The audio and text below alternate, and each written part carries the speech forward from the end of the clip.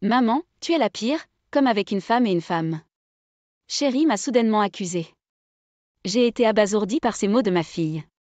C'était le résultat de mon mari Carlos qui m'avait dénigrée auprès de Chérie.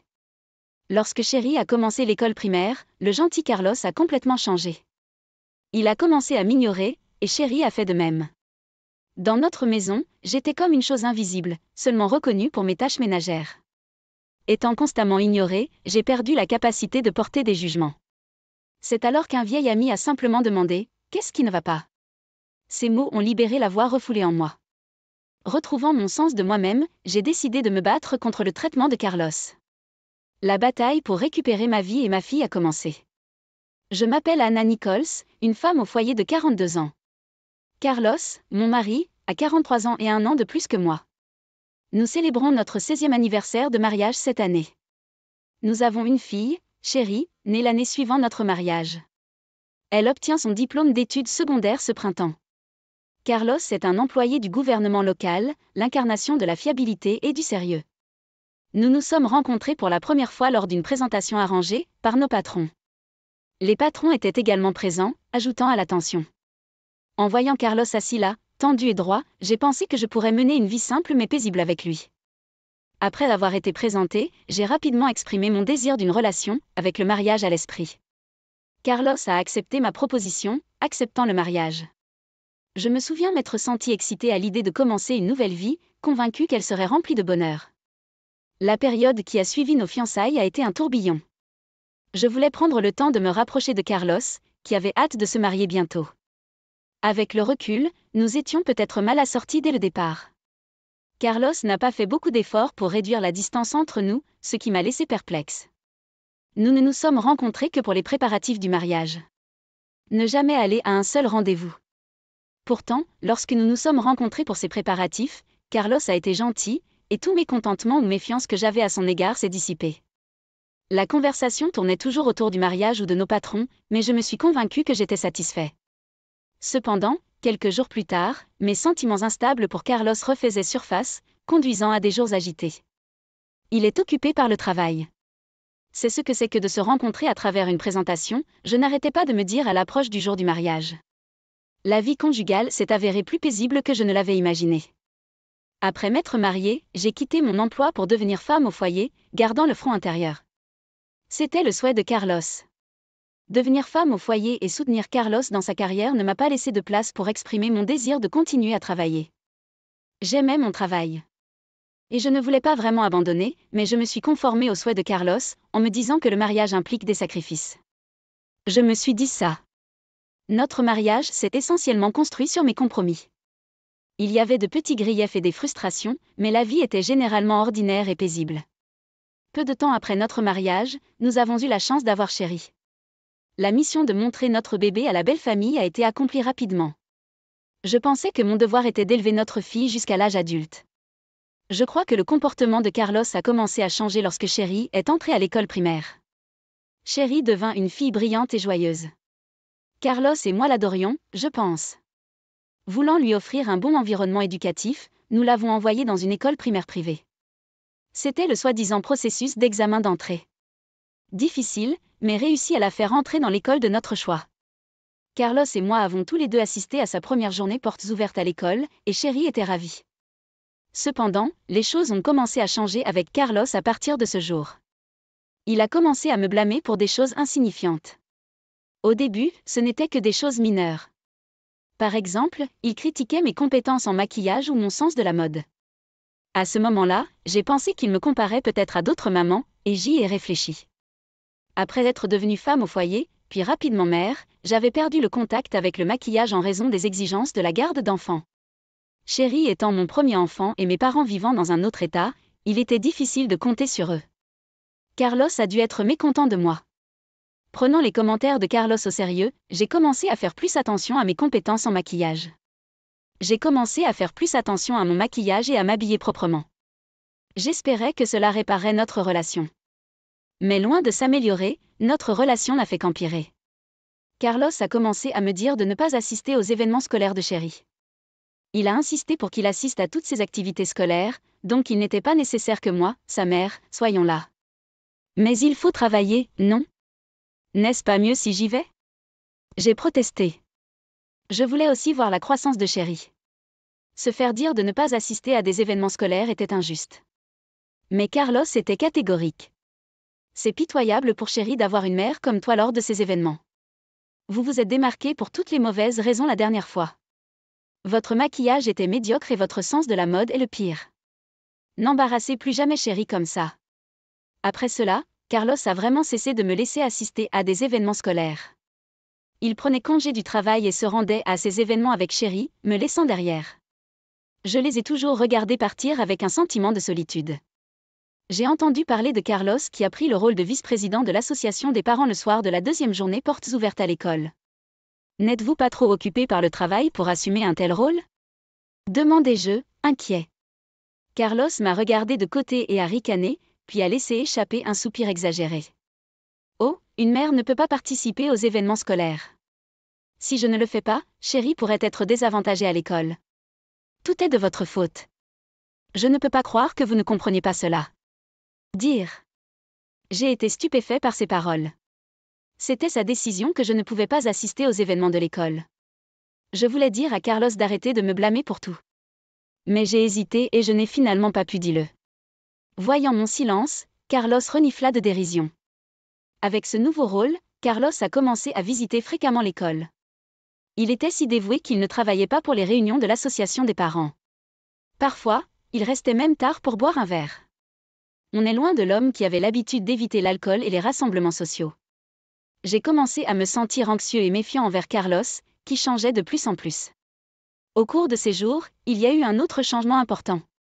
C'était notre fille, Chéri. Elle était la fille à maman quand elle était petite, mais récemment, elle est devenue une fille à papa, accrochée à Carlos. Carlos, activement impliqué dans les événements scolaires, avait de nombreux sujets communs avec Chéri, et il semblait toujours apprécier leur conversation. « Maman, es-tu la pire ?» Chéri m'a demandé à l'improviste pendant que je pliais le linge. Surpris, j'ai répondu avec un surpris, « Quoi ?» Papa l'a dit. Il a dit que vous êtes la pire en tant qu'épouse et femme, a-t-elle dit. Je ne pouvais pas croire que ma fille d'âge primaire dise une telle chose. Pendant un moment, tout s'est assombri sous mes yeux. Le ton de Chéri était exactement comme celui de Carlos quand il me blâmait avec persistance. Il a dû lui répéter ces mots plusieurs fois. En voyant Chéri répéter ces mots mémorisés, je tremblais de manière incontrôlable. Cette nuit-là, après que Chéri soit allé se coucher, j'ai confronté Carlos. Je lui ai demandé, d'un ton ferme, s'il remplissait la tête de Chéri de mauvaises choses à mon sujet. Carlos l'a admis sans hésitation. Je ne dis rien de mal. Je veux que Chéri grandisse en te prenant comme une leçon. Avoir un mauvais exemple d'une femme à proximité est pratique, n'est-ce pas? Arrêtez de m'accuser de mentir à Chéri, a-t-il dit. Ce n'était pas seulement un défi. Je pouvais dire à son attitude que Carlos croyait vraiment ce qu'il disait. Le genre de Carlos que j'ai épousé était introuvable. Qu'est-ce qui vous a pris? Tu n'étais pas comme ça avant. Nous avions l'habitude d'aller ensemble aux journées portes ouvertes de la maternelle.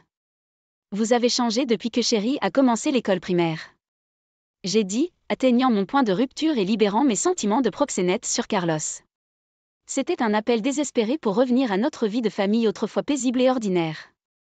Carlos m'a souri en disant, c'est normal. Ce qui m'a fait frissonner et m'asseoir sur place. Dès le lendemain, Carlos a commencé à m'ignorer. Pas de salutation matinale. Pas d'adieu quand il est parti. À table, il ne parlait qu'à Chéri, m'ignorant complètement comme si je n'existais pas. Il était probablement en colère contre la nuit dernière. Je pensais qu'avec le temps, il cesserait de m'ignorer. C'était juste une petite prise de bec conjugale, ou du moins c'est ce que je pensais, légèrement. Cependant, le traitement silencieux de Carlos a continué.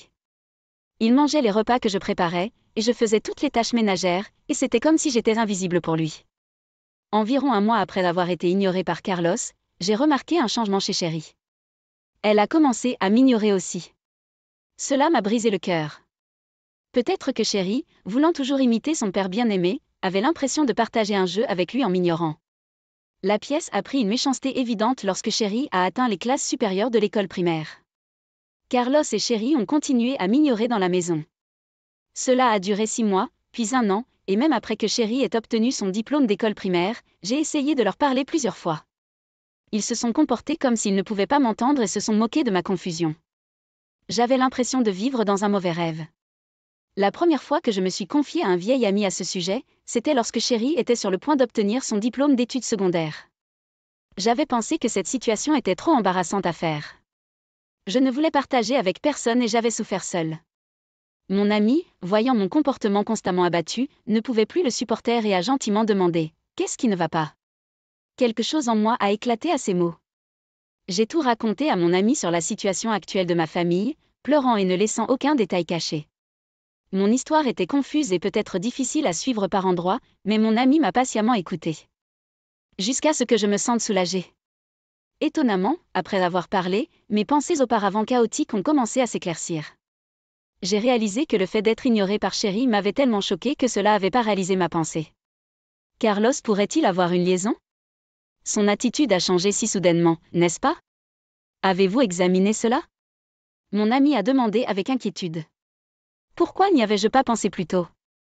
J'avais l'impression qu'une lumière avait été allumée devant moi. Je m'étais convaincue que d'être ignorée était de ma faute, que j'étais à blâmer. Découvrir la vérité derrière le changement de Carlos a été la première étape pour briser cette situation. Merci. Te parler m'a vraiment vidé l'esprit. J'ai l'impression que je peux voir ce que je dois faire maintenant. Dis-je en saisissant la main de mon amie et en répétant mes remerciements. Elle a promis de l'aider de toutes les manières possibles. Nous avons immédiatement cherché une agence de détectives privés sur nos téléphones portables et avons décidé de faire enquêter sur le comportement de Carlos. Le bureau de l'agence était plus lumineux et plus accueillant que je ne l'avais imaginé. J'ai brièvement expliqué la situation actuelle et on m'a demandé quand le comportement de Carlos avait changé. Je me suis souvenu d'une réponse selon laquelle cela avait commencé à l'époque où Chéri a commencé l'école primaire. La personne responsable a hoché la tête à plusieurs reprises en disant « Je vois ». Les résultats de l'enquête prendraient environ une semaine. Cette semaine a été une attente éprouvante pour moi. Mais quand j'ai finalement reçu le rapport d'enquête, j'ai été stupéfait. Carlos avait une liaison. L'autre femme était une amie maman de l'école primaire de Chéri. Bien que je ne l'ai rencontrée qu'une seule fois, Carlos l'a probablement vue souvent aux réunions de l'association des parents. Tous deux étaient mariés, bien sûr. Les photos du rapport montraient une femme qui était en effet séduisante et soignée. Je me souviens avoir vu Carlos lui parler lors de la journée portes ouvertes de Chéri. Carlos a dû être charmé par elle. En continuant à lire, une triste vérité a émergé. Pour l'autre femme, Carlos n'était qu'un petit ami parmi d'autres. Carlos était celui qui était frappé alors qu'elle semblait le jouer. De plus, Chéri était toujours amie avec la fille de la femme. Le choc serait énorme pour elle d'apprendre que son père bien-aimé avait une liaison avec la mère de son ami.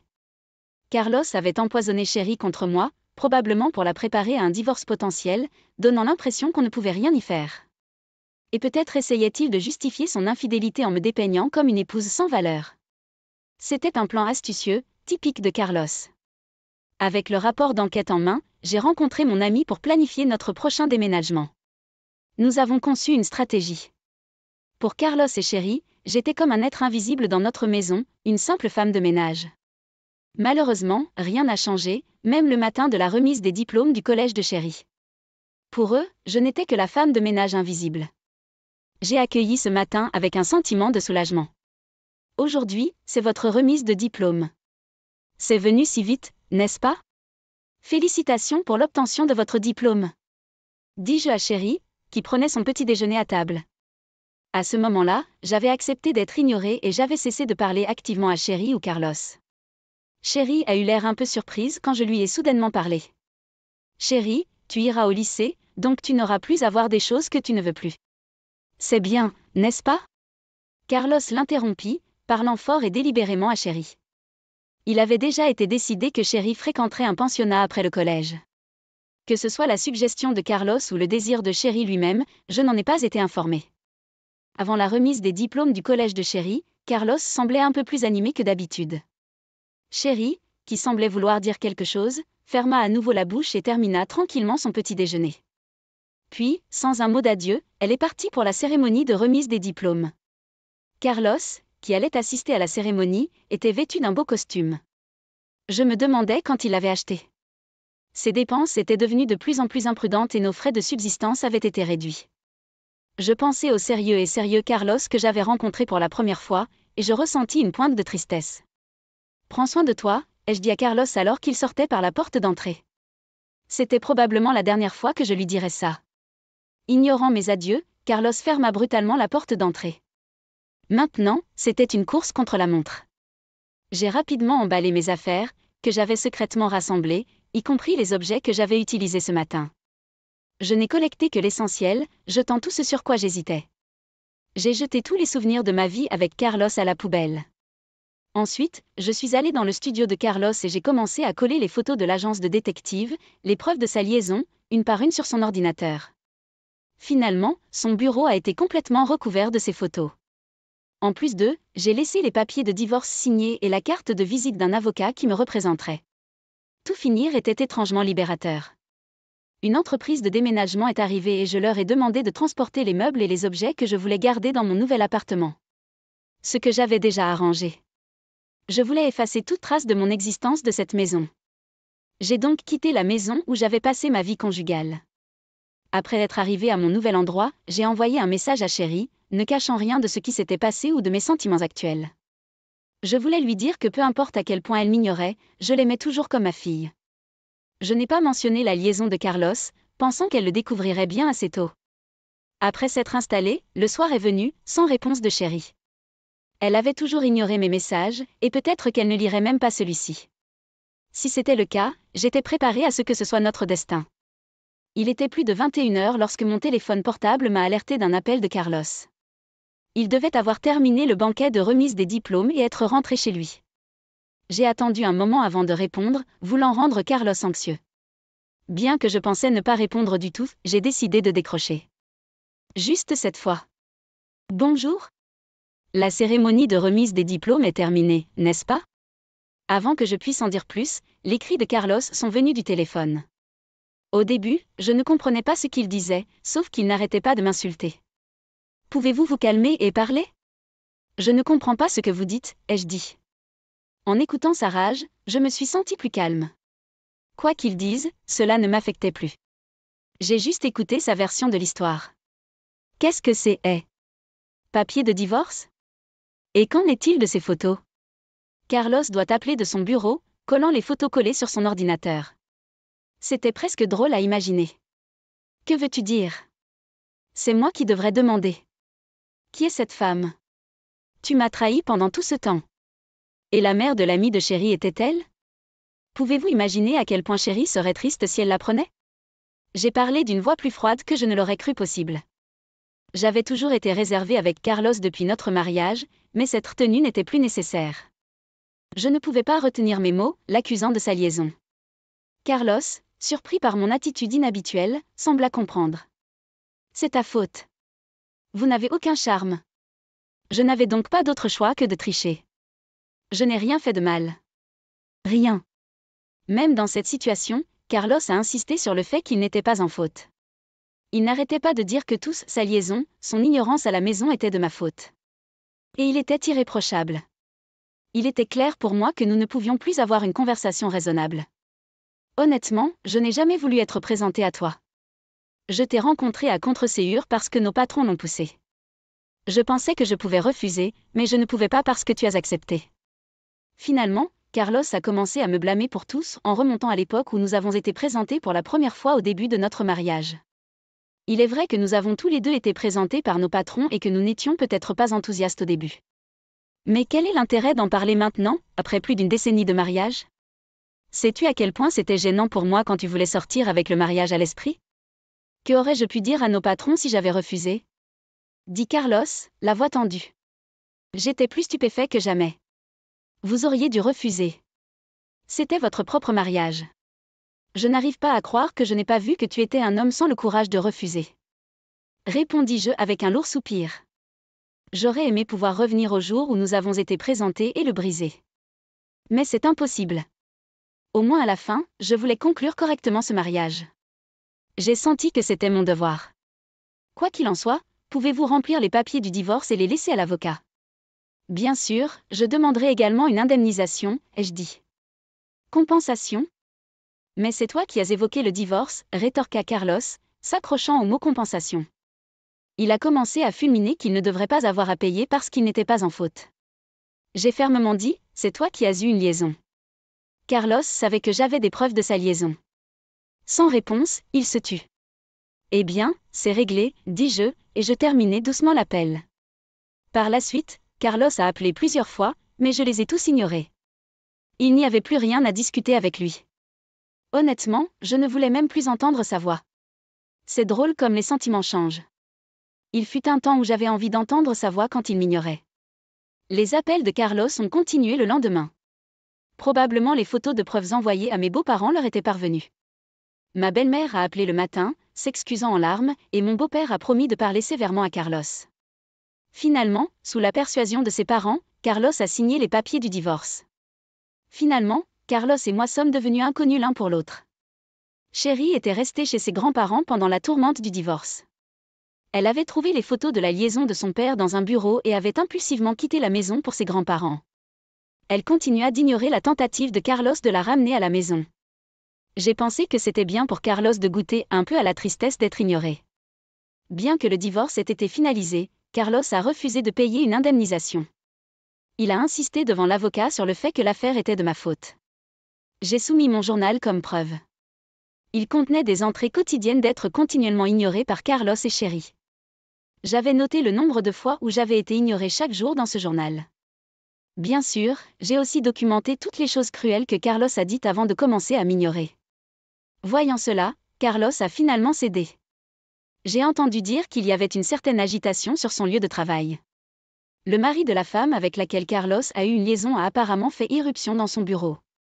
Carlos travaillait à l'hôtel de ville, une institution publique. Le scandale s'est déroulé devant la communauté. Carlos, ayant complètement perdu son statut au travail, a démissionné de son emploi. Et donc Carlos s'est retrouvé au chômage. Chérie et moi nous sommes réconciliés, continuant à ignorer Carlos. Chérie m'a contacté en larmes après avoir lu mon message, admettant qu'elle m'avait mal compris pendant tout ce temps et reconnaissant la profondeur des méfaits de Carlos. En fin de compte, j'ai obtenu la garde de Chérie. Carlos est maintenant un homme d'âge moyen, sans emploi, solitaire. Sa recherche d'emploi ne se passe pas bien. Il a dû mettre sa maison en vente, et maintenant il s'est retiré dans la maison de ses parents. Après le divorce, je suis retournée au travail.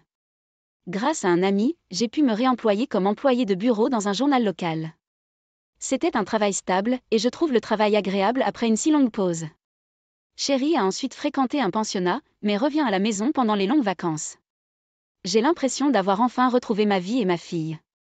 À partir de maintenant, j'ai l'intention de suivre ce chemin fermement avec Chérie.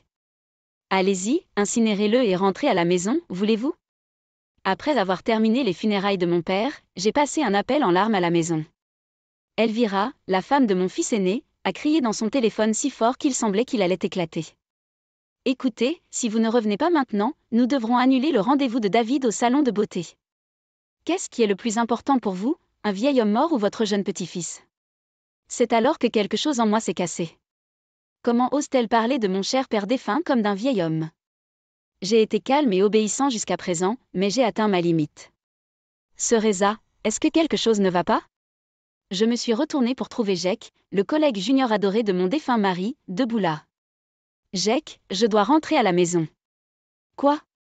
Ne commence-t-il pas bientôt la crémation ? Quand je lui ai parlé d'Elvira, son expression a immédiatement changé. Ses yeux se remplirent de colère. Cereza, tu n'es pas obligé d'y aller. Je vais lui parler. Sans attendre ma réponse, Jake se retourna et s'éloigna en courant. J'ai pensé à le rappeler, mais j'ai ensuite reconsidéré. Si Jake est vraiment en colère, ma belle-fille ne s'en tirera pas facilement. Eh bien, c'est peut-être pour le mieux. Elle ne m'a même pas permis de ramasser les restes de mon père et essayait de me diriger. Considérons l'intervention soudaine de Jake comme un coup de tonnerre. Il y a une chose appelée karma, après tout. Je m'appelle Cereza, j'ai 55 ans et je suis assistante administrative dans une pharmacie. Depuis que j'ai perdu mon mari il y a 6 ans, ma vie était paisible avec mon fils aîné, Elliot, jusqu'à ce qu'il se marie. Il travaille à l'usine qui ne correspond pas à mon emploi du temps, mais la vie était tranquille. Le vent a tourné il y a environ 4 ans. Mon fils aîné a soudainement annoncé qu'il allait se marier. Il s'est avéré que sa petite amie était déjà enceinte. Les choses se sont déroulées de cette façon lors de notre 3e rendez-vous. On pourrait dire que nous avons eu la chance d'avoir un bébé. 3e rendez-vous ? Vous avez à peine été ensemble. Que pouvez-vous faire ? Un enfant est en route. Il n'y avait pas grand-chose que je puisse dire à cela. Ma belle-fille avait perdu ses parents à un jeune âge et n'avait personne d'autre sur qui compter pour son premier accouchement. Alors ils ont emménagé chez moi. Avoir un étranger chez moi ne me convenait pas, mais étant donné les circonstances, je ne pouvais pas dire non. Après avoir emménagé, ma belle-fille a commencé assez humblement, mais cela a changé après l'accouchement. J'ai montré à ma belle-mère la foi de sa petite fille, et un jour je serai celle qui s'occupera d'elle. Je suis occupée avec un bébé, donc tu peux t'occuper de toutes les tâches ménagères. Elle est devenue assez énervée à ce sujet, se plaignant si les repas, la lessive ou le nettoyage prenaient du retard. Je pensais que cela changerait à mesure que bébé David grandirait, mais même à 3 ans, ce n'est pas le cas. Je l'ai supporté parce que, eh bien, que pouvez-vous faire d'autre? Toute mention d'aide est accueillie par des absurdités. Tu te rends compte que s'il t'arrive quelque chose, belle-mère, c'est moi qui devrais m'occuper de toi? Eh bien, oui, mais... Laissez-moi donc me concentrer sur le travail et l'éducation de mon enfant. Pour l'instant, vous avez tout le reste, n'est-ce pas? Elle se dit illustratrice. Elle a quelques concerts, mais c'est une pigiste non qualifiée qui ne gère même pas correctement ses impôts. Elle néglige aussi la parentalité. Pour une raison quelconque, elle insiste pour baigner l'enfant elle-même, mais au-delà de cela, elle ne semble pas s'en soucier beaucoup. Elle ne se soucie pas de mon fils, qui brûle la chandelle par les deux bouts avec son travail à 3 équipes. Tout ce qui semble l'intéresser, ce sont ses cheveux longs et raides, qu'elle traite dans des salons de beauté coûteux. À mes yeux, il y a un fossé croissant entre mon fils et sa femme, mais ils ont un enfant, alors je me suis mordu la langue et je me suis débrouillée. Mon père de 80 ans vit seul depuis le décès de ma mère. Vivre avec toi me rendrait trop dépendant et m'affaiblirait. Il vaut mieux se débrouiller seul. Peu importe le nombre de fois où j'ai proposé de vivre ensemble, il a obstinément refusé. Je pouvais dire qu'il ne voulait pas m'accabler, sa prévenance transparaissait dans ses mots, comme si je considérerais cela comme un fardeau. J'ai toujours adoré mon père depuis que je suis enfant. Il était décontracté, ne transpirait jamais les petites choses. Quand maman écrasait sa voiture contre la clôture, ou quand je passais la nuit avec mes premiers amours, il en riait. La seule fois où il se mettait vraiment en colère, c'était quand je dérangeais les autres. Chaque matin, nous nous envoyions des SMS pour nous assurer que nous allions bien tous les deux. Papa avait travaillé dur pour apprendre à utiliser son smartphone, maîtrisant son application de messagerie. Celui qui se réveillait en premier envoyait un autocollant, et nous répondions pour confirmer que nous allions tous les deux bien. C'était notre rituel matinal. Mais ce matin-là, il n'y a pas eu de réponse de papa. Habituellement, je recevais un autocollant d'un fils souriant, son préféré. Même l'appelé n'a reçu aucune réponse.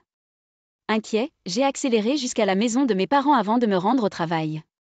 J'ai déverrouillé la porte avec des mains tremblantes, je me suis précipitée à l'intérieur et j'ai trouvé mon père. Papa? Il était allongé dans le couloir, serrant sa poitrine. Je me suis précipitée, mais il était déjà parti. Papa? Papa? Au moment où je l'appelais désespérément, il était déjà décédé. Submergé par le chagrin, je ne pouvais rien faire d'autre que pleurer. Mon frère aîné, Elliot, s'est occupé des arrangements funéraires. Merci, Elliot. Pas de souci, c'était soudain. Laisse-moi m'en occuper, tu restes avec maman. Alors qu'Elliot était prévenant, sa femme n'est même pas venue voir le visage de mon père. Les funérailles ne sont qu'un problème avec de jeunes enfants. David et moi ne viendrons pas. Elle m'avait rapidement informé. Dans mon état, je n'avais pas l'énergie d'être en colère contre son comportement. C'était un petit enterrement familial, avec seulement environ 10 membres de la famille présents. Même sans elle, cela ne ferait pas de bruit. Ou du moins c'est ce que je pensais. Le jour des funérailles était sans nuages, reflétant le tempérament ensoleillé de mon père.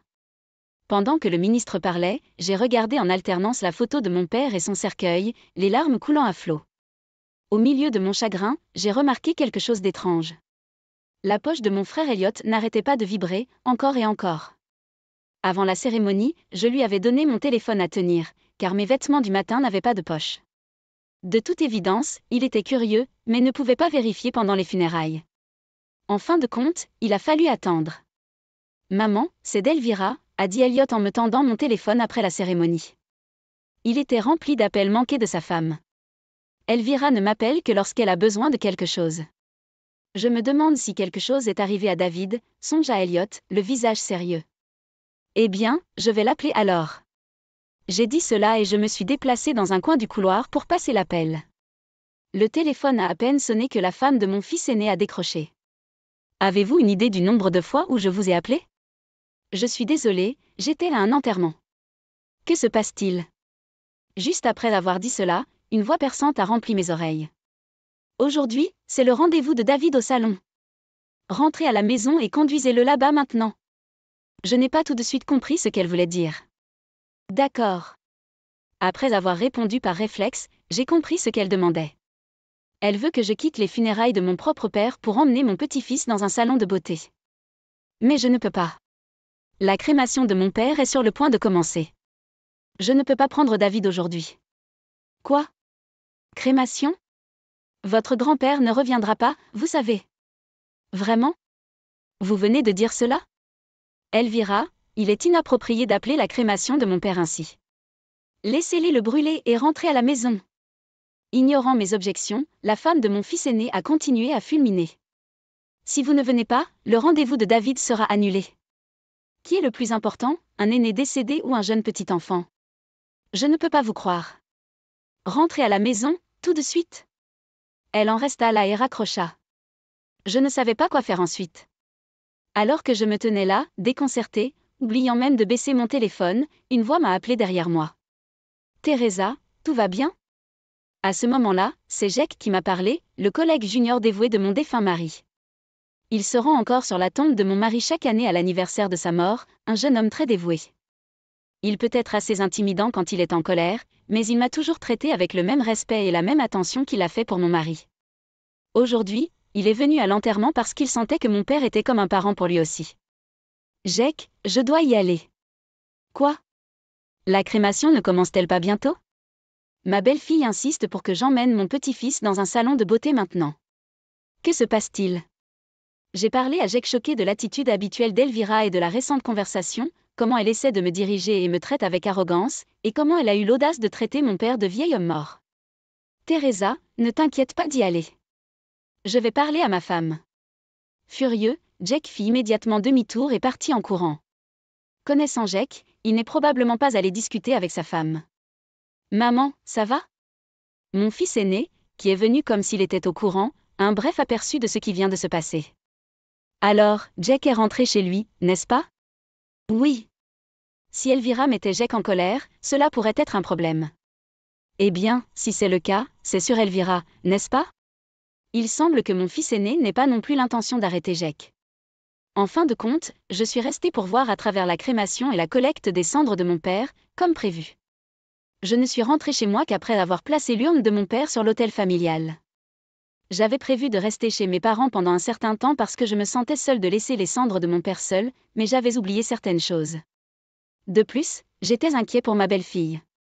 Ne vous inquiétez pas trop pour Elvira, dit mon fils aîné, agrippant le volant avec une colère contenue.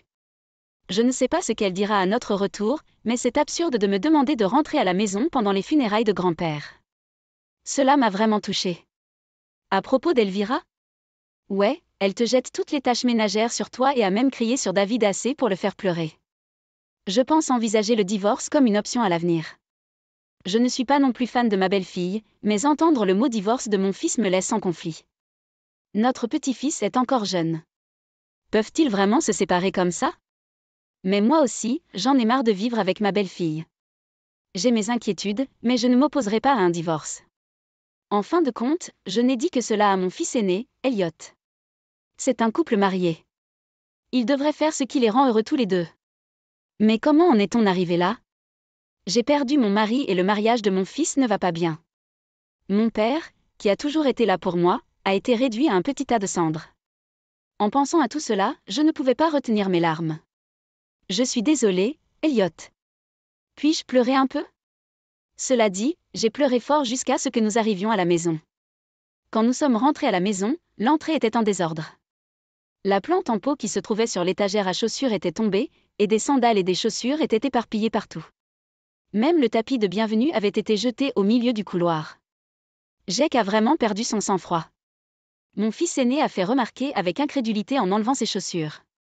Si vous mettez Jake sérieusement en colère, c'est un gros problème. Mais c'est Elvira qui est en faute, donc on ne peut rien y faire. Sur ce, nous sommes entrés dans le salon pour trouver ma belle-fille assise sur le canapé, visiblement abasourdie. Lorsque nous sommes entrés, elle a lentement tourné son visage vers nous. Son expression était exactement comme je m'y attendais. Il ne faisait aucun doute qu'elle avait été frappée par un Jake furieux. Vous les gars. Elle s'est lentement levée en nous regardant. À en juger par sa position stable, il semblait qu'elle n'avait été frappée qu'au visage. Tu penses que c'est bien d'envoyer un gars comme ça après moi? N'est-ce pas criminel? Je ne l'ai pas envoyé. Je viens de lui dire ce que tu m'as fait, Elvira. Eh bien, il s'est mis en colère. Qui ne le ferait pas? Veuillez m'excuser. Vous pensez que je mérite de recevoir un coup de poing? Qu'est-ce qu'il est, un gangster? Il est un vrai. À ma réponse, ma belle-fille ferme la bouche. Mon défunt mari était le fils d'un gangster. L'homme qui est venu plus tôt était l'un de ses cadets. Il me respecte. Qu'est-ce que vous venez de dire? Je lui ai dit comment tu me traitais, Elvira. Et comment tu m'as dit de sauter la crémation de mon père. C'est pourquoi il s'est mis en colère. Alors que je finissais de parler, un grand cri a retenti. Je me suis retournée pour trouver mon petit-fils, qui était apparemment apparu de nulle part, pleurant près de la porte. Je me précipite vers moi, je le prends dans mes bras. Mamie, j'ai peur. Je suis tellement désolée, petite Sue. J'emmène mon petit-fils dans ma chambre pour le calmer. Bien que ses larmes s'arrêtent, il s'accroche à moi. C'est alors que je remarque une petite ecchymose sur sa nuque. Qu'est-ce qui a pu causer cela? Pendant que je réfléchis, mon fils, avec une expression sérieuse, entre dans la pièce. Je vais rester chez mes parents pendant un moment, je laisse échapper en lui passant notre enfant. Je veux m'éloigner de ma belle-fille dès que possible. J'ai compris. Je ne veux pas non plus être avec Elvira. D'accord, je vais m'occuper d'Elvira. Ne vous inquiétez pas. Merci. S'il vous plaît, faites-le. Rapidement, je fais une valise avec l'essentiel. Pendant tout ce temps, mes pensées s'emballent. L'arrogance continue de ma belle-fille depuis qu'elle a emménagé. Sa froide indifférence à la santé de mon fils qui travaille dur. Son audace d'exiger que je vienne chercher mon petit-fils lors des funérailles de mon père. Et ses mots durs à mon père. Ce que Jake a fait est peut-être socialement mal vu, mais c'était un soulagement pour moi. Aujourd'hui, c'est le jour où mon fils va au salon de beauté. Rentrez chez vous tout de suite et conduisez-le là-bas. Je me souviens soudain de la voix perçante de la femme de mon fils aîné au téléphone. Une voix froide comme de l'acier, dépourvue de toute chaleur. Honnêtement, je me fichais de ce qu'elle ou quelqu'un d'autre avait à dire. En fait, j'étais même reconnaissant à Jake pour son action. Le lendemain, mon fils aîné m'a appelé alors que je restais chez mes parents. Maman, peux-tu rentrer à la maison maintenant? Tout de suite? Dès que vous le pouvez. Il y a quelque chose d'important dont nous devons discuter pendant que David est à la garderie. Sa voix avait un ton inquiétant. Sentant que ce n'était pas une mince affaire, je suis rentrée chez moi. En faisant irruption dans le salon, j'ai trouvé mon fils plus sérieux que je ne l'avais jamais vu. Assis à côté de sa femme sur le canapé. Maman, désolée de t'avoir appelé comme ça. Que se passe-t-il? Elvira a fait quelque chose de terrible à David. Terrible? C'est là que ça m'a frappé. Je me suis souvenu de la petite ecchymose sur la nuque de mon petit-fils d'hier. Elvira insiste toujours pour lui donner son bain elle-même. Se pourrait-il que ce soit le cas? J'ai trouvé des ecchymoses sur le cou et les bras de David, et quand j'ai enlevé sa chemise, j'en ai trouvé sur tout son corps. J'ai confronté Elvira, et elle a admis avoir pincé et piqué David fréquemment. C'est trop pour un petit enfant. Les yeux d'Elvira s'écarquillèrent. Son expression a confirmé la vérité des paroles de mon fils. Elvira. Une colère renouvelée et plus féroce jaillit en moi. Son attitude arrogante et sa froideur envers mon fils ont été quelque peu atténuées par les actions de Jake. Mais faire quelque chose d'aussi cruel à mon petit-fils? Impardonnable. C'est quelque chose que je ne pardonnerai jamais, jamais. J'oublierai ce que tu nous as fait, à moi et à Elliot, après les événements d'hier, mais je ne te pardonnerai jamais d'avoir blessé David. Qu'est-ce que tu vas faire?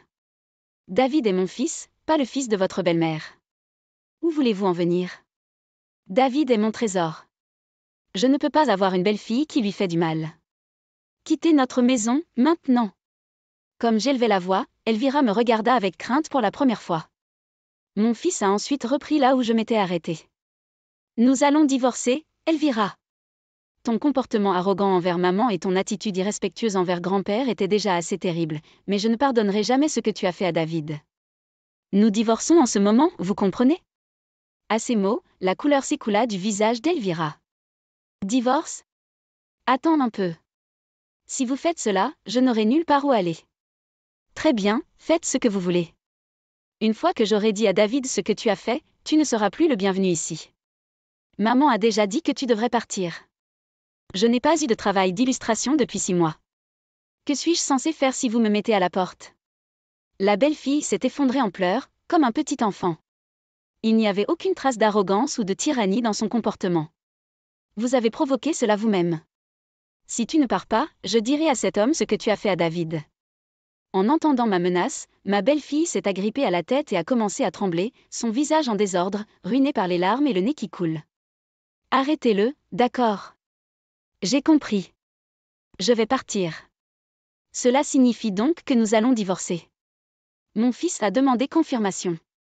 Sa femme a jeté un coup d'œil entre nous deux et a lentement hoché la tête. Dans les discussions qui ont suivi, ils ont divorcé et mon fils a conservé la garde de notre petit enfant. Par coïncidence, les autorités fiscales ont également commencé à enquêter sur elle. Elle n'avait pas déclaré d'impôts depuis des années, malgré son travail indépendant. Comme prévu, elle a maintenant dû faire face à d'importants arriérés d'impôts et de pénalités. Trouver un nouvel endroit a été difficile pour elle. Elle s'est finalement installée dans un vieil appartement délabré. Après le divorce, elle jongle avec plusieurs emplois à temps partiel pour joindre les deux bouts et rembourser sa dette fiscale. Je l'ai vue une fois dans la rue. Elle avait l'air d'avoir vieilli de 20 ans. Mon petit-fils me tend la main avec un sourire des plus adorables. Quand je les prends, ils me serrent fort dans leurs bras. Tu sais quoi? Qu'est-ce que c'est? David aime vraiment, vraiment grand-mère. Quand mon petit-fils dit quelque chose comme ça, la lourdeur dans mon cœur de la perte de mon père commence à fondre. Mon fils aîné divorcé, Elliot, envoie David à la garderie lorsqu'il travaille de jour. Mais quand il est de soir ou de nuit, il compte sur moi pour s'occuper du petit gars. Les jours de semaine peuvent être un peu mouvementés, mais le temps passé avec mon petit-fils est toujours une joie. Je ne peux pas continuer à pleurer mon père pour toujours. Il y a beaucoup de responsabilités qui accompagnent le soutien d'Elliot, qui a décidé d'élever seul son enfant. Et un jour, quand David sera grand, j'espère qu'il deviendra un homme gentil comme mon père. Je m'engage à donner tout le soutien possible pour que cela se produise. Pourquoi avez-vous toujours l'air négligé alors que les autres mamans sont si belles? Je me souviens très bien quand ma fille aînée, qui est encore à l'école primaire, m'a dit cela en rentrant d'une journée de classe ouverte, où j'étais rapidement passée du travail. Je suppose qu'elle se sentait gênée parce que je ne portais pas de maquillage et que je n'étais pas bien habillée, contrairement aux autres mamans. Maintenant, quand j'y pense, je me demande si j'ai toujours été une mère peu attrayante aux yeux de ma fille aînée depuis lors.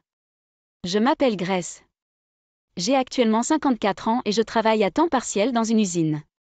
J'ai 2 filles qui sont maintenant des adultes avec un emploi. Mon mari est décédé dans un accident il y a 20 ans, sans famille sur laquelle compter et sans qualification particulière. J'ai décidé que je n'avais pas d'autre choix que de continuer, et j'ai travaillé dur depuis. Dans le passé, j'avais l'habitude de jongler avec plusieurs emplois, mais maintenant je m'en sors en louant un appartement bon marché avec juste mon emploi à temps partiel dans une usine.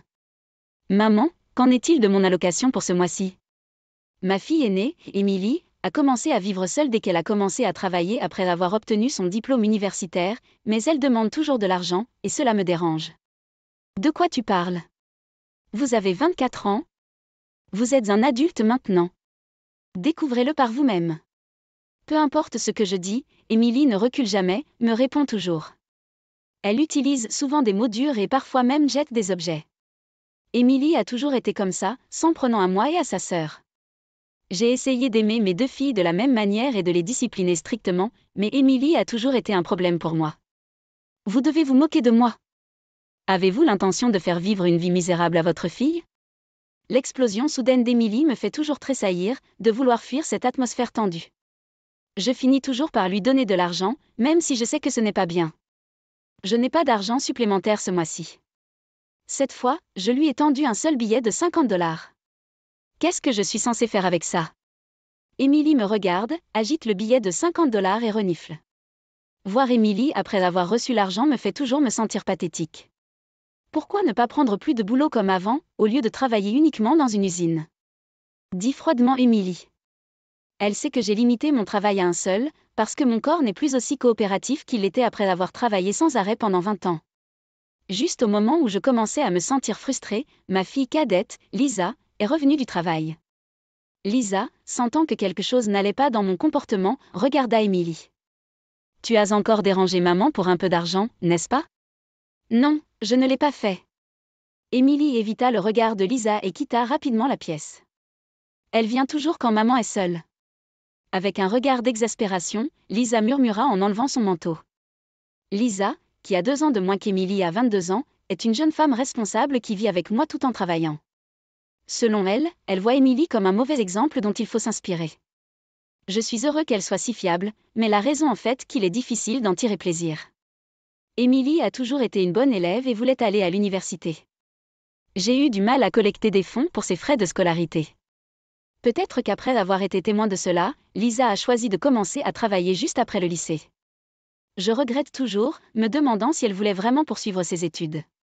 Après s'être changée, Lisa sortit une enveloppe de son sac. Je parie que ton sac à main est vide à cause d'Émilie, non? Tiens, maman. Les frais de subsistance de ce mois-ci. Avec son modeste salaire, Lisa me remettait nos frais de subsistance tous les mois. Merci, comme toujours. Mais pourquoi n'en utilisez-vous pas pour vous-même, au moins de temps en temps? J'en dépense aussi pour moi-même, alors ne vous inquiétez pas. Ce n'est que grâce à vous et à votre cuisine que je peux travailler et vivre ce style de vie, c'est donc le moins que je puisse faire. Sa réponse m'a fait pleurer.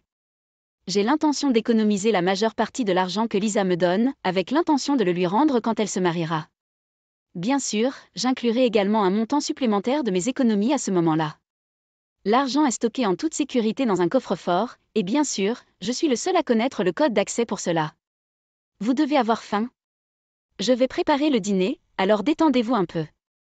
Alors que je me levais pour dire cela, Lisa m'a souri. Je vais aider. Vieillir rend certainement plus émotif. Avec cette pensée à l'esprit, je m'essuyais le coin de l'œil quand personne ne regardait. Pas même un mois ne s'était écoulé depuis. J'ai décidé de me marier. L'annonce soudaine d'Émilie nous a laissés, Lisa et moi, stupéfaits alors que nous échangions des regards surpris. J'ai ensuite partagé des mots de célébration avec Émilie. Émilie, souvent vue avec un air renfrogné, souriait de joie ce jour-là. Même si elle a souvent été une source d'ennui, il n'y a rien de plus joyeux que de voir ma fille heureuse. Mon fiancé, le fils d'un propriétaire d'hôtel, je l'ai fait faire maintenant, a déclaré Émilie avec un soupçon de fierté. Je veux donc vous le présenter, lui et sa famille. À cela, j'ai hoché la tête en signe d'approbation. Bien sûr, j'aimerais les rencontrer. Habillée de manière appropriée, maman. Vous avez toujours l'air bâclée. C'est embarrassant. Les mots d'Émilie firent froncer les sourcils de Lisa, qui était assise à côté d'elle. Ce n'est pas une façon de lui parler. Je suis juste honnête. Et vous, arrêtez d'avoir l'air de n'avoir jamais dépassé le lycée. Émilie a alimenté le feu en réponse aux objections de Lisa. Avant qu'il ne puisse commencer à se battre, je suis intervenue. Je m'habillerai bien. C'est l'occasion de rencontrer votre future famille, après tout. En entendant cela, Lisa s'est empêchée de riposter à Émilie. Émilie semblait vouloir en dire plus, mais elle laissa une note avec l'heure et le lieu de la réunion et rentra chez elle pour la journée. Le jour de la réunion, je portais un costume formel que Lisa avait préparé et je me dirigeais vers l'endroit désigné. Apparemment, il était loué, mais la taille me convenait parfaitement et me faisait bien paraître. Bien sûr, j'étais aussi allée chez le coiffeur pour la première fois depuis un an, donc j'avais l'air élégant. Lisa, qui marchait à côté de moi, était habillée élégamment sans être trop tapac sans grave-l'œil. Le lieu de rendez-vous était un restaurant à l'intérieur de l'hôtel géré par les futurs beaux-parents d'Émilie. Eh bien, vous avez l'air bien. En nous rencontrant, Émilie a parlé. J'étais soulagée intérieurement, car elle ne s'est pas plainte de notre robe. Nous sommes entrés dans le restaurant, traversant l'hôtel élégamment meublé et luxueux où le fiancé d'Émilie et ses parents nous ont accueillis. Merci d'être venu jusqu'au bout pour notre engagement. Le fiancé d'Émilie, qui s'appelle Ken, était en effet un beau jeune homme, comme Émilie l'avait décrit. Ses parents, eux aussi, semblaient dignes et calmes. Je suis la mère d'Émilie, Grace. Merci de nous avoir invités. Nous avons échangé des plaisanteries et avons profité du repas ensemble, une expérience réconfortante. J'ai été surpris d'apprendre au cours de la conversation qu'une date et un lieu pour le mariage avaient déjà été fixés. J'ai entendu dire que vous avez eu des moments difficiles depuis que vous avez perdu votre mari, Grace. Que fais-tu? Demanda la mère de Ken, ce à quoi j'hésitais un instant. Émilie n'aimerait peut-être pas ma réponse, mais je pensais que ce serait impoli, pour ne pas dire inutile de mentir. Je travaille actuellement à temps partiel dans une usine. Ma fille cadette travaille depuis le lycée. J'ai répondu honnêtement, seulement pour surprendre Émilie en train de me regarder férocement du coin de l'œil. J'ai senti un frisson dans ma colonne vertébrale. L'instant d'après, ma main tendue a renversé un verre sur le sol. Je suis vraiment désolée. Pas de problème. Mais ça va, madame. Ken, qui s'était précipité, était plus préoccupé par moi que par le désordre. J'ai gardé la tête baissée, incapable de regarder Émilie. Avec l'aide de Lisa, nous avons réussi à terminer la rencontre sans autre incident. Merci pour aujourd'hui. Tout le monde était si gentil. Je me sens soulagée. J'ai dit à Émilie en rentrant chez nous. En réponse, elle a craqué. Pourquoi répondriez-vous honnêtement comme ça? Je ne peux pas croire que tu m'aies embarrassée comme ça. Elle était bouleversée à la fois par mon honnêteté sur nos vies et par l'incident du bris de verre. Incapable de répondre, j'ai regardé Émilie partir sans un mot. Je ne pouvais pas me résoudre à l'appeler à nouveau. Les événements de ce jour-là m'ont hanté pendant un mois, me faisant soupirer lourdement chaque fois que j'y pensais. Pourquoi Émilie semble-t-elle si gênée par Lisa et moi? Tout ce que nous faisons, c'est essayer de vivre du mieux que nous pouvons pour nos proches. Je suis sûre qu'Émilie comprendra un jour. Elle se marie et son cercle d'êtres chers s'agrandit. Comme je ne cessais de me le rappeler, j'ai terminé le travail de la journée et je suis rentrée chez moi. Une fois rentrée à la maison, après avoir fait quelques courses, j'ai vite remarqué que quelque chose n'allait pas. Le coffre-fort était ouvert. J'ai immédiatement vérifié à l'intérieur, trouvant mon livret de banque intact. Mais tout l'argent avait disparu. Abasourdie, j'ai immédiatement appelé Lisa. Normalement, j'aurais pensé à appeler la police, mais dans mon état de confusion, cette idée ne m'est jamais venue à l'esprit. Pourtant, il n'y avait aucun moyen pour Lisa, qui était toujours au travail, de répondre au téléphone, alors j'ai changé l'appel pour Émilie. Émilie, quelque chose de terrible est arrivé. Étonnamment, Émilie a répondu immédiatement au téléphone. Comme je m'attendais à ce qu'elle soit aussi au travail, je me suis sentie un peu soulagée. Cependant, les mots qui ont suivi m'ont donné un grand choc. Quelque chose de terrible? Vous voulez dire que quelqu'un a volé l'argent du coffre-fort? Pourquoi? À peine capable de parler, j'ai entendu Émilie dire, il n'y avait que 10 000 $ dedans. Honnêtement, c'était une déception. Au mot nonchalant d'Émilie, j'ai douté de sa santé mentale. En fait, vous avez dit le mot de passe comme votre anniversaire de mariage avec papa. C'était si facile à deviner, maman. À partir de là, Émilie a commencé à bavarder avec suffisance. Je ne pense pas lui avoir donné la clé de rechange pour notre maison, mais apparemment, elle en avait fait une à un moment donné. Il semblait qu'elle s'était faufilée pendant que Lisa et moi étions absents, essayant différents ensembles de numéros. Je ne pensais pas que mes filles connaîtraient notre anniversaire de mariage, mais apparemment, elle avait vu la date écrite au dos de notre photo de mariage. Je peux seulement dire que j'ai été négligent. Si ce n'était que mon argent, je pourrais encore le supporter d'une manière ou d'une autre. Mais l'argent dans le coffre-fort comprenait aussi l'argent que Lisa m'avait donné. L'argent que j'avais l'intention de donner à Lisa quand elle s'est mariée. Quelque chose en moi a semblé se briser. Je prends cet argent comme cadeau de mariage, en compensation de m'avoir embarrassé l'autre jour. Les mots d'Émilie me semblaient lointains. Les ouvriers d'usine à faible revenu ne devraient pas assister au mariage. La prochaine chose que j'ai entendue était celle-ci. Le moi habituel aurait fondu en larmes, mais je n'étais plus capable de ressentir quoi que ce soit. Je comprends. À ma courte réponse, Émilie a semblé ressentir quelque chose de différent. Un petit « hein » est passé par la ligne, mais je lui ai juste raccroché au nez. Après cela, j'ai reçu de nombreux appels d'Émilie, mais après les avoir ignorés pendant un certain temps, ils ont fini par s'arrêter. Et puis Lisa est rentrée à la maison. J'ai raconté calmement les événements de la journée. Lisa était furieuse, mais elle a semblé remarquer rapidement que j'étais contrariée. Je m'inquiète pour ta santé mentale, maman. Je vais bien. J'ai rassuré Lisa avec un sourire, mais son expression restait troublée. 6 mois s'étaient écoulés, et j'étais là, toujours à temps partiel dans une usine. Aujourd'hui, si je me souviens bien, c'est le jour où l'horaire n'avait pas changé depuis notre dernière rencontre en personne. Aujourd'hui serait le jour du mariage d'Émilie. Nous avions changé les serrures de notre appartement après mûre réflexion. Émilie et moi ne nous étions pas parlé depuis l'incident.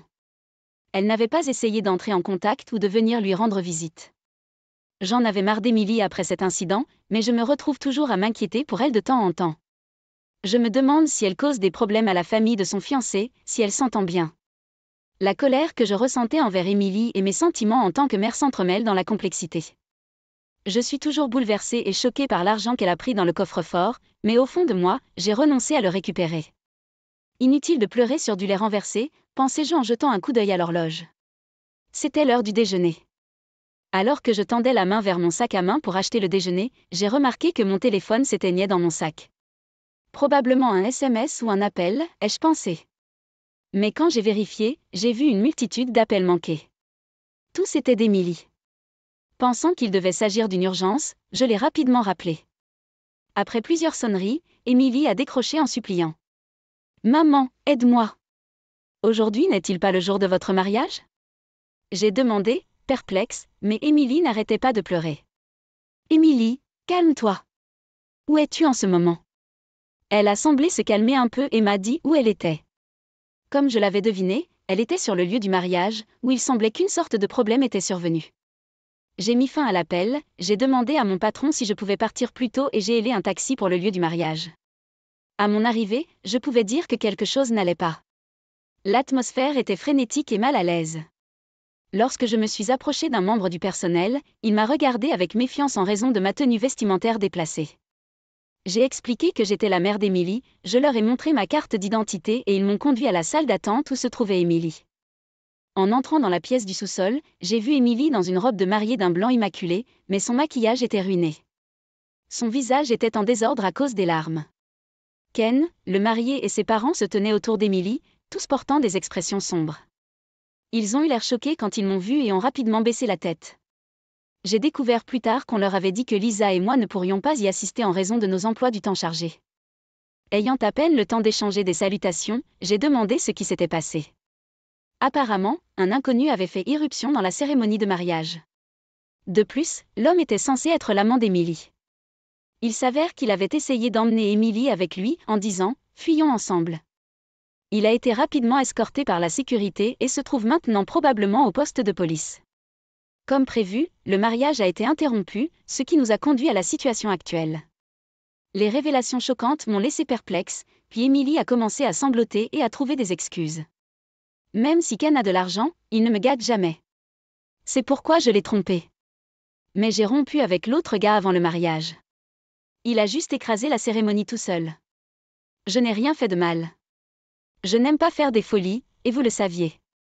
D'ailleurs, tricher en étant fiancé ? Je ne vous pardonnerai pas cela. J'ai sympathisé avec Ken, mais Émilie n'a pas semblé comprendre, tendant la tête en disant « Cela n'a aucun sens ». Il semblait qu'elle ne pouvait pas accepter ces conséquences. Je ne pouvais même pas me permettre des rendez-vous décents ou du shopping avec l'argent que je prenais dans le coffre-fort de ma mère. Rien ne va bien. C'est vraiment nul.